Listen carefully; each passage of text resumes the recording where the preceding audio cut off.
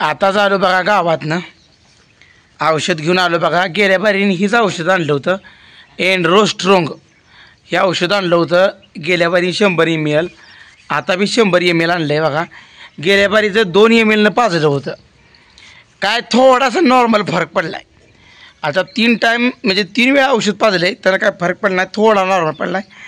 आता हेच औषध पुन्हा एकदा डॉक्टरने दिलं आहे बघा.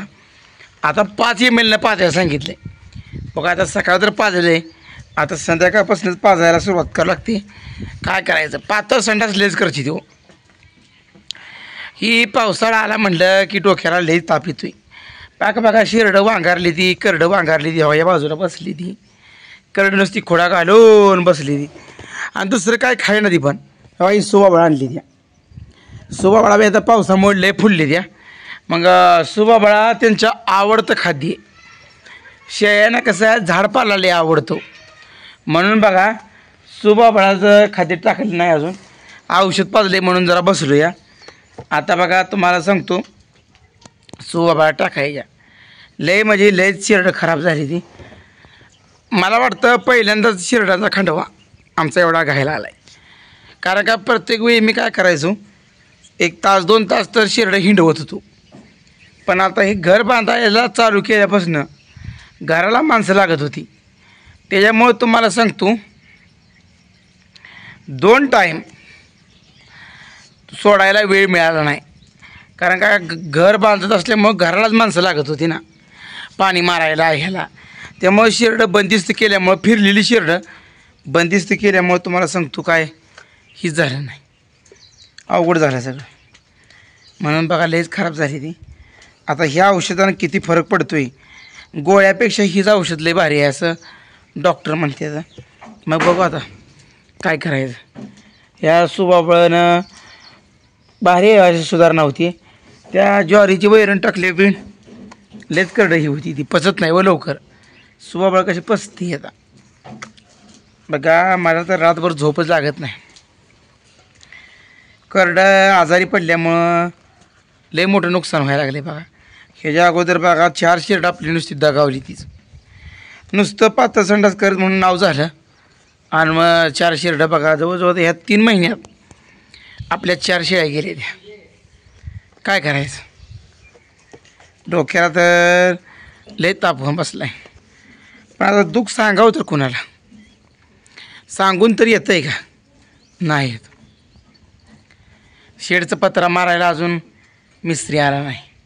येतो म्हणला होता, सकाळी येतो म्हणला होता, ते अजून पत्त्याच नाही बघा. मग सकाळी येतो म्हणला होता, त्याचा पत्त्या नाही. काय करायचं बरं. त्यांनी आता दुसरीकडे कुठं काम घेतलं आहे का, त्यांना कामगार मिळालं नाही तर काय माहीत. लय अवघड झालं. आज बघा पाऊस पूर्ण उघडला. आज नुसतं पांढरं शिपट, नुसतं आभाळाचं आहे. पण ऊन मात्र लय कडक पडते. आणि ह्या उन्हामुळं कसं होतं, एकदा कडक ऊन पडतं आहे आणि एकदा नुसतं हिरवळाच घालते आणि बारीक चिट्टी चिट्टी. त्याच्यामुळे ही नवीन जी गावात उगवलं आहे का, नवीन गवताव किडं ही असल्यामुळं मी काय केलं, 2-3 दिवस करडं सोडल्यामुळं घोळ झाला हो. करडं जर सोडली नसती ना तर व्यवस्थित झालं असतं. मी म्हणलं बारकं कवळं गावात झाले खायला म्हणून करडं सोडली. तुम्हाला सांगतो खांडवा. आणि आज बघा खांडवा बघा निवांत बसला. मी इथं आलो की मका टाकायच्या नादानं ओरडत होती. मकासुद्धा खायना ती. काय करायचं, मक्कासुद्धा खायना ती. एवढं अवघड झाले का, काय करायचं, पण करणार काय, अवघड आहे. काय करायचं, माझं डोकं तर लय दुखायला लागले. कारण का टेन्शन लय वाईट हो. ही कपाळ, ही डोकं, हवामान बदललं की आजारीच पडतंय. काय करायचं आता, कशी तरी एवढी करडं सांभाळायची आणि खांडवाच विकून टाकायचा. शेरडंच ठेवायची नाही ती. लय वैताग. कारण का एवढं चांगलं सांभाळून एवढी मका खायला घालून जर नुकसान व्हायला लागलं तर तुम्हाला सांगतो हे न भरून येणारं नुकसान आहे. काय करायचं अहो, 4 शेरडं म्हणजे जवळजवळ 40,000 नुकसान झालं.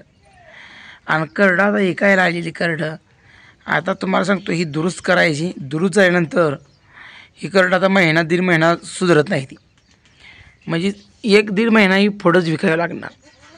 काय करायचं, अजून वराडतील. काय करायचं, लय म्हणजे लयच अवघडच आहे. काय डोक्याला नुसतं खुराक चालले. आता ही एवढं औषध दिलं आहे, ही पाजायचं आहे. सकाळ संध्याकाळ 2 टाईम पाजावं लागते, तेव्हा काहीतरी फरक पडत नाही. ते गोळ्या दिल्या आणि गोळ्यानं काही फरक पडला नाही. म्हणून आता जास्त झाल्यामुळं ही औषधं भारी आहे म्हणतात बघा. एंड्रो स्ट्रॉंग औषध आहे बघा, पातळ औषध आहे. पियची ती काय पियती ती, काय पियत नाही ती, पण धरून तशीच पाजावं लागते ती, तरच फरक पडणार आहे, नाहीतर फरक पडणार नाही. खरंच ज्यावेळी माणसं आजारी पडते, माणसासारखंच करडांचं, जनावरं बी तशीच माणसासारखीच आहे ती, फक्त त्यांना बोलता येत नाही, आपल्याला बोलता येतं आहे. हाच तेवढा फरक आहे, पण प्रत्येकाचा जीव सारखाच आहे.